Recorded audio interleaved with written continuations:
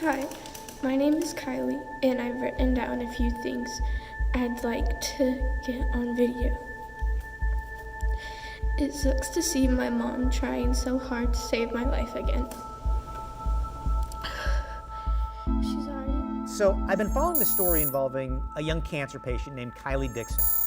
Police took her into protective custody because her mom refused a doctor's order. The doctors wanted more chemotherapy and surgery for the 13-year-old, but the mom said no, opting instead for natural remedies.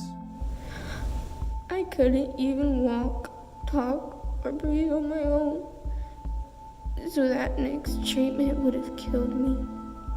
But my mom said no.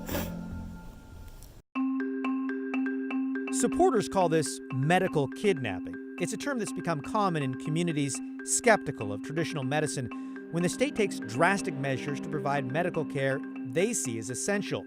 Similar cases have played out around the country, Medical custody battle with parents fighting for medical freedom. And we've even seen it to some extent with anti-vaccination groups and a faith-healing church where parents reject modern medicine because of religion. Which raised some interesting questions. What rights do parents have when it comes to medical decision-making? And at what point should the state step in? First, I want to learn more about Kylie Dixon's case. She was taken into protective custody in June after police found Kylie and her mother at a hotel and casino in Las Vegas. Have no idea where she's at.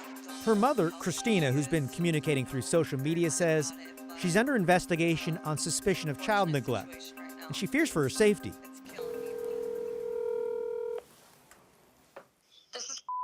Hey, it's Kyle Aboshi with KGW. A source helps us connect. We're really anxious to talk to her, so thanks for helping to set this up.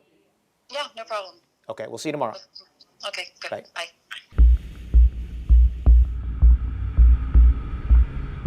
We agree to meet in a public setting, a park. Christina says she's doing what any mother would do, protecting her child. The only reason why I'm in this position is because I stood up for my daughter's life when she was on her last breath. Christina took her daughter Kylie to the emergency room in February 2018. Doctors determined she had a mass inside her liver. Christina agonized as her daughter went through chemotherapy and other procedures. I don't know. The best way I can describe it, it felt like my kid was on death row every single time, and you sit there and you watch those bags go in and you literally feel your kid's life getting taken away.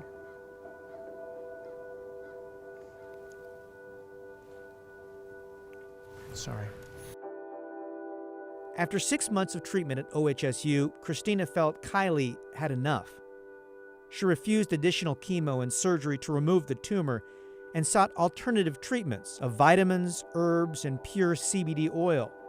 And Christina says it worked. My daughter's cancer has not spread, and no, she hasn't had chemotherapy or any other treatments for the last 11 months, and she is thriving, surviving, and doing better than ever. The Department of Human Services couldn't provide details about why it intervened. But in court records, the state argued Kylie Dixon is in danger because her mother withdrew from treatment against medical advice. The state claimed CBD oil alone is not a medically recognized way to fight cancer. And without further treatment, this child will die of the disease. In legal terms, the state claims the mother has neglected child's medical needs, which creates a risk of harm to the child. Because I was neglecting to take care of her. Were you neglecting to take care of her? Absolutely not. I was doing the exact opposite.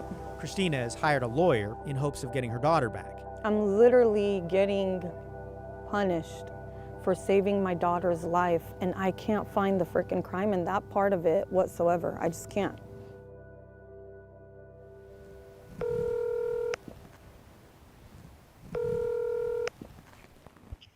Hey, Kyle.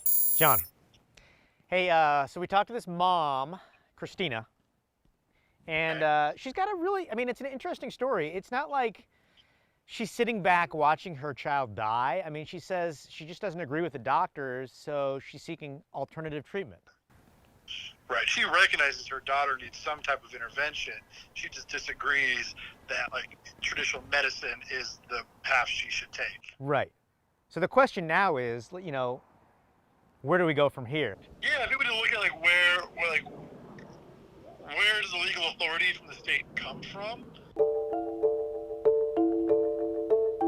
The law generally sides with parents on medical issues, but the state can step in if a child is in imminent serious danger, the standard for medical neglect. I always find it interesting that everybody's like, I have an absolute right. It's like, no, you don't. Not at all. This case is interesting because the mother says, we're not seeking traditional medicine, instead we want holistic medicine. Yes, right. Does that change anything? Oh, yes. And so the cases where they say the state can step in, the state has to prove that what they want will in fact help the child, right? And doesn't carry a significant risk for the child. The question that will probably be debated is the nature of the alternative care. So if the mother says, I believe in alternative care, and the alternative care is giving the child a teaspoon of sugar every day, the court will say, no, that's just like no care. So how are these cases being resolved? Hi there, Dr. Kaplan. Thanks for joining us. No problem. Let me begin with the basic question. What are parents' rights regarding a child's medical treatment?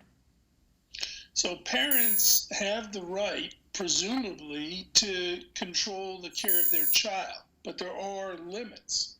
It doesn't sound like it's a black and white issue. Not a black and white issue at all. It depends a little bit, for example, on what is the treatment. If you have something proven and established, insulin for diabetes, some sort of antibiotic for meningitis, and a parent is saying no, then they're not going to retain authority. How about holistic medicine? So if a child has, let's say, a cancer, and there are established treatments that we know the outcomes for, that is 60-70% of children are expected to survive a minimum of 5 years, and you say you want to pursue alternative medicine or holistic medicine, doctors can go to court and they will win because the parents are not allowed to sacrifice their child for unusual or, let's call them, outside the mainstream beliefs. Only surviving, but doing a lot better. The case of Kylie Dixon highlights the complex tug of war between parents and a child welfare system that can declare neglect for avoiding certain medical treatments. These cases are complicated and often involve drawn-out courtroom battles. Meanwhile, in the middle of it all, I just don't understand this, and I'm begging you to please help me. Help me have a normal life. This could be your daughter, and all I'm asking is for somebody to help my mom. Thank you so much, and have a blessed day.